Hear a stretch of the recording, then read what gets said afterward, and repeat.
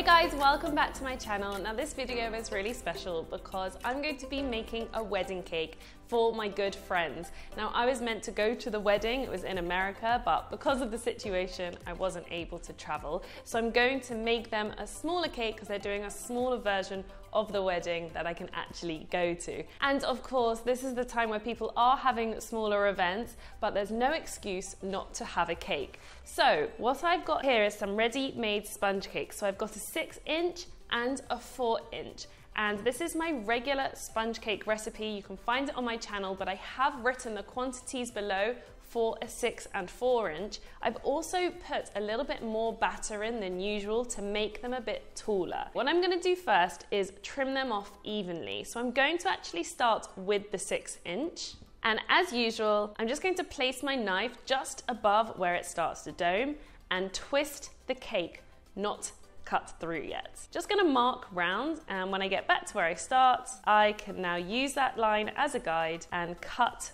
through and make a nice even surface.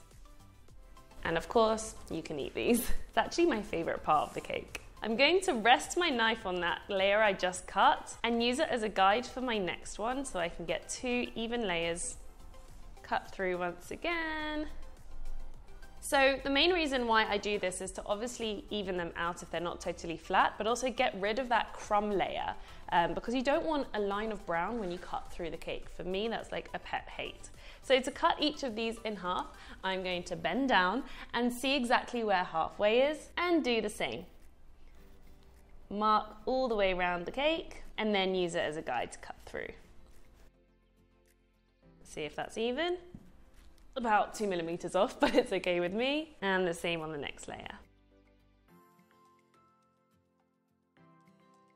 And now with the 4-inch cakes, because they're quite small and a little bit harder to cut, I can actually use one of my ready cut layers from the 6-inch as a guide, rest my knife, and already cut the 4-inch in half. So again, start by twisting it and then cutting through. And then I can cut off the top. And of course, no cake wire needed, just a knife. The cake wires, unless you get an expensive, sturdy one, they're not actually that good. And everyone owns a knife in their kitchen anyway. So I'm gonna save those offcuts for later. So I now have a total of 8 even layers of cake, and I've got my simple sugar syrup that I'm going to soak them.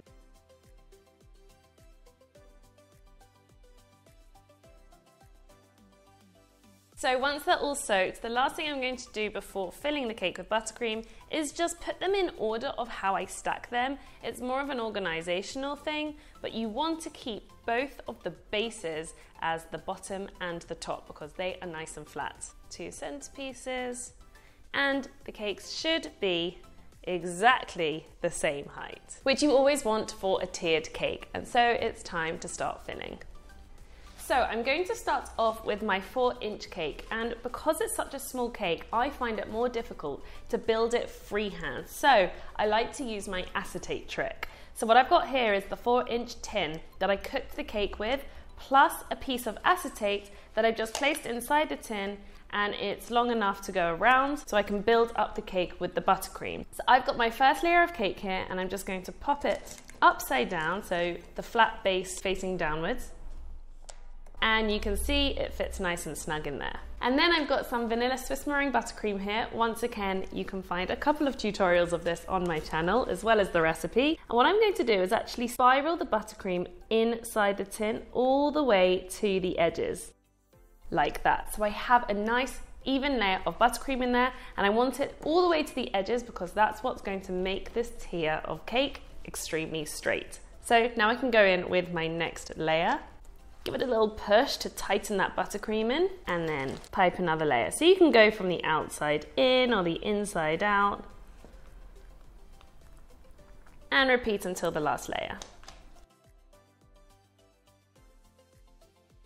So with the last layer of cake, I want it facing down so I have the flat base on the top, and that can go straight on top of that last layer of buttercream. And I like to give it all a big press down to make it nice and compact. Check it's straight because this is going in the freezer, and I want this as straight as possible because once it's been firmed up in the freezer, it's going to be difficult to readjust it. So I'm going to pop it in there while I do the 6-inch cake for at least 10 minutes. So for my 6-inch cake, I've got a nice rose gold board with a little bit of wet towel underneath. And I want to stick the cake to the board, so I'm going to put some buttercream first. Make a generous squiggle. Get the first layer and flip it upwards and give it a squeeze down so it's secure to the board, and then fill up the cake like I usually would. So spiral from the inside. Once again, it doesn't matter which way you go. And piping ensures an even layer of the buttercream. I'm then going to use my small step palette knife and use the outer edge to make the buttercream flat. And it also smooths out the air bubbles. Time for the next layer, and trying to make it straight already. And once again, repeat to the last layer.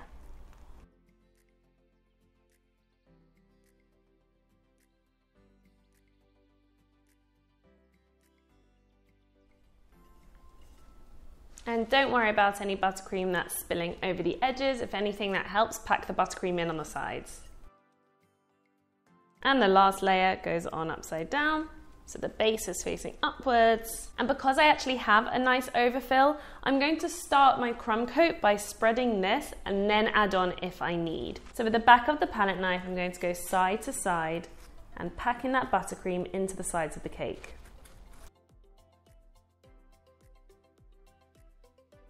And I will need a little bit more, so I'm going to squeeze a little bit of buttercream on the top. Spread that out side to side while turning the turntable. Make the top flat. Same action as I did when I was filling the cakes, and then use that excess to go around the top and the bottom of the cake too. So you only want a thin layer at this point because it's just the crumb coat. And of course, wipe any excess off you have into a bowl because this is crummy buttercream. You don't want to use that on your second layer. Before I scrape, I'm just going to go around the top one more time. And now it's time to use my scraper. So I just want to even out the buttercream, not so much take off the buttercream. And my new way of describing how to hold the scraper is imagine you're cleaning your board with the bottom part of the scraper, and that's how you get a straight edge. Just remember to also line up the bottom corner of the scraper with the bottom corner of the cake and turn. And keep turning until you're happy with the crumb coat and the buttercream has smoothed out and filled in any gaps. That's good enough. And my board is clean because I was conscious of using that underside of the scraper. Just gonna clean off the excess buttercream and then take away these corners. So from the outside into the middle, cleaning off that excess of buttercream around the corners.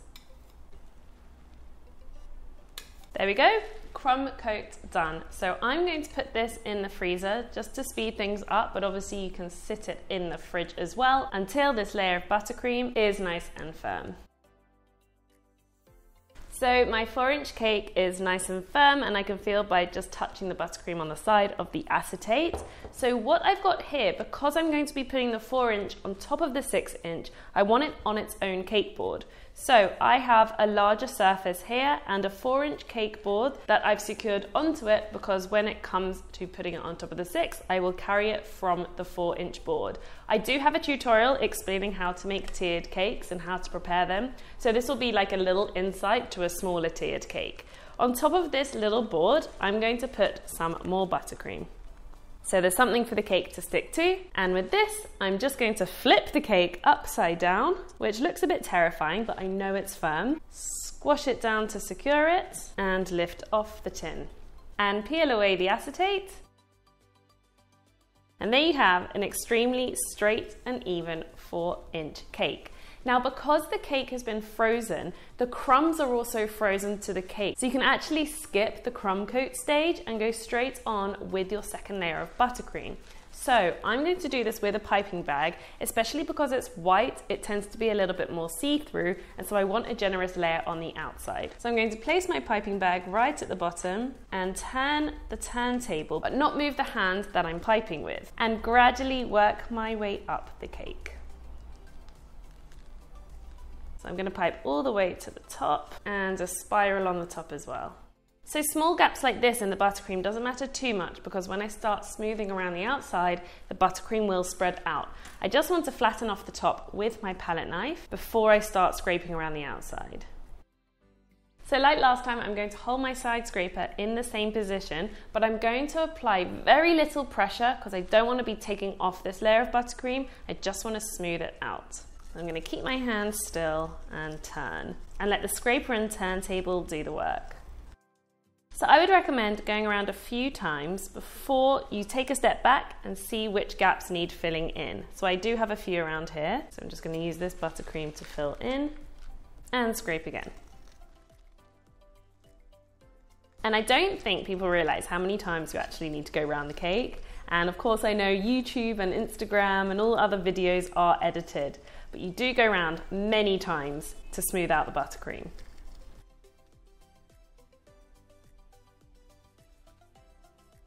So I'm really happy with that. You can now clean the corners now, but I'm going to put this back in the freezer because it's a lot easier to handle the cake when it's very cold. And so I can trim off the top corners with a sharp knife to get them super sharp. Of course, because it's a wedding cake too, I want them as perfect as possible. So now it's time to put the second layer of buttercream onto the 6-inch cake. So the crumb coat is really firm. Before I go on with the second layer, I need to prepare this to hold the 4-inch that's going on top. So I've got a couple of straws because this is what's going to hold that base under the 4-inch, so there's no pressure on the actual cake itself. So I'm just going to place a couple of straws in the middle of the cake. And for a 4-inch, 2 straws is enough, but you can also do more. And then trim them to size. Once the straws are in, I can now go over with the layer of buttercream, and I'm going to do the same as last time just because I had the piping bag already, and pipe my way round the outside. So keeping the pressure even when I pipe and turning the turntable. All the way to the top, and even do an extra ring around the very top and a spiral as well. And like last time, make the top flat. So this is where it's most important to make this top as flat as possible because it's going to be balancing the 4-inch tier, and if it's a little bit crooked, then the cake's going to look crooked. I'll even go with my scraper across the surface a couple of times to make sure it's super flat. That looks good enough. You can see I don't get any leveler out. I'm not that obsessive, but overall it's pretty flat, and now I can start scraping. Same as last time, gentle pressure at first and letting the turntable do most of the work here. And the more you go round, the more the buttercream smooths out. And I'm just gonna put some more on the bottom.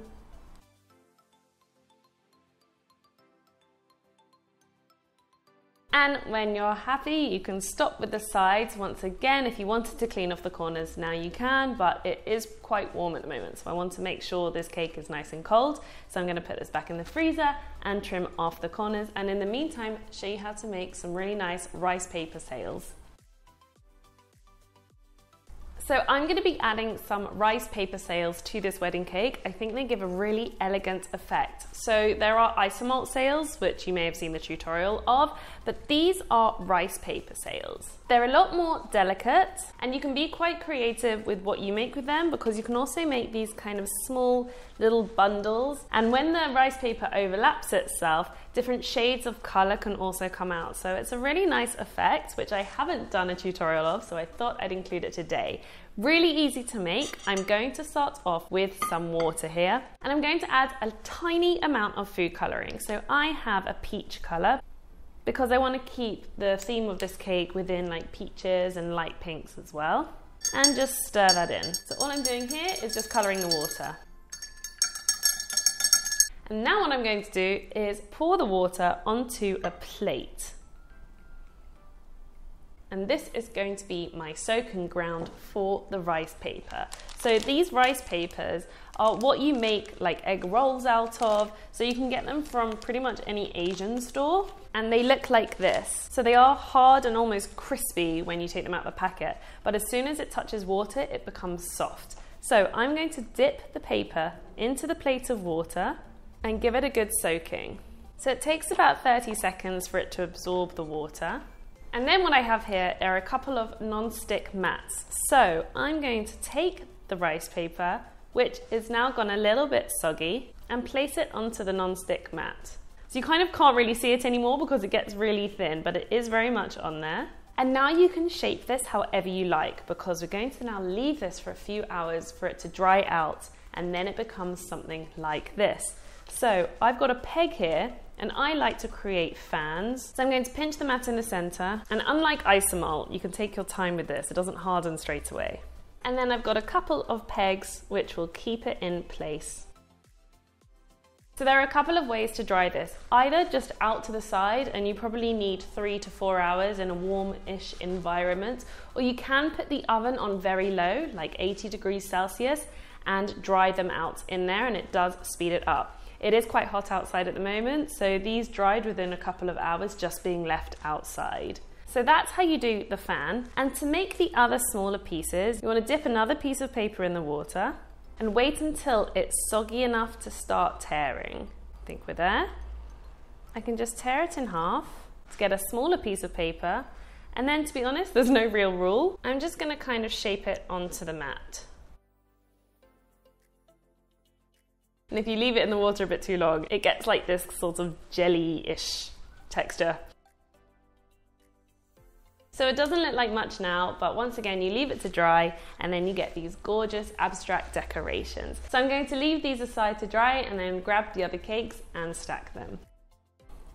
So both tiers are out the freezer and the buttercream is completely firm, so I'm going to quickly trim off this excess to get a sharp corner. With a sharp knife, I'm just going to go straight in and go around the edge of the cake, cutting away that excess of buttercream.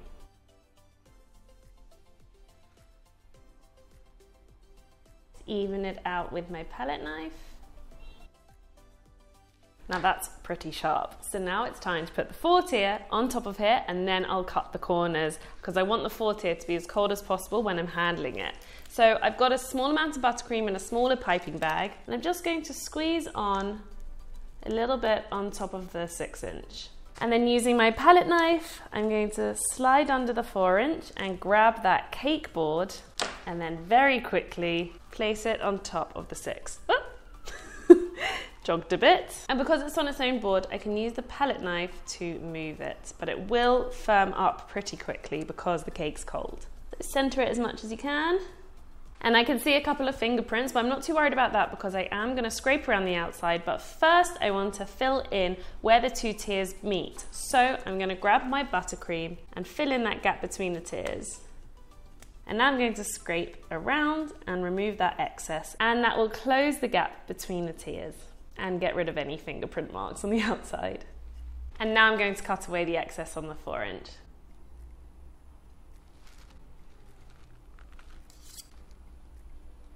Just do the finishing touches with the palette knife again.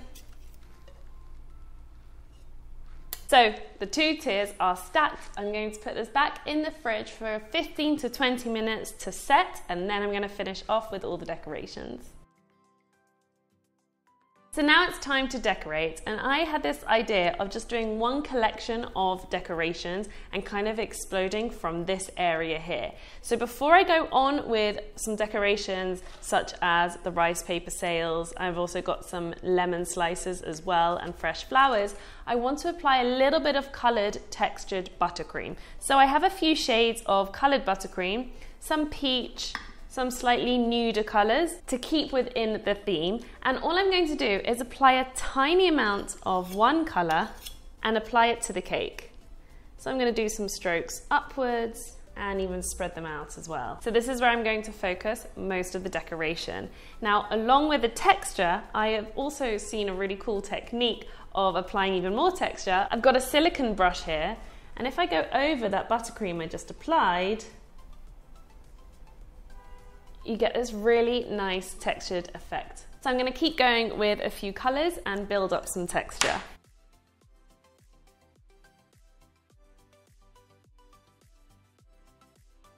And this works best when the cakes are cold, which is why I had them in the fridge before I did this.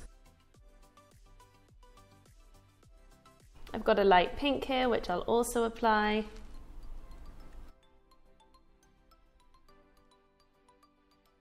And I think the more random splodges, the better. Don't think too much about it. It is meant to be abstract.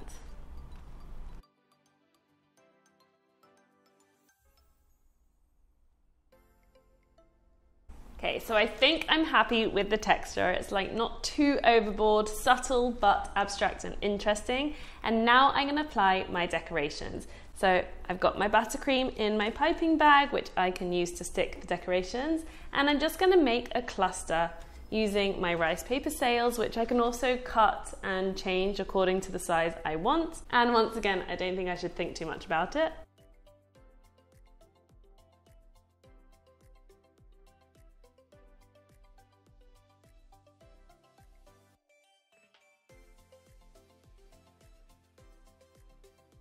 Wow, what an amazing effect this rice paper does. I'm a little bit obsessed. I'm now gonna finish off with a few lemon slices and some flowers.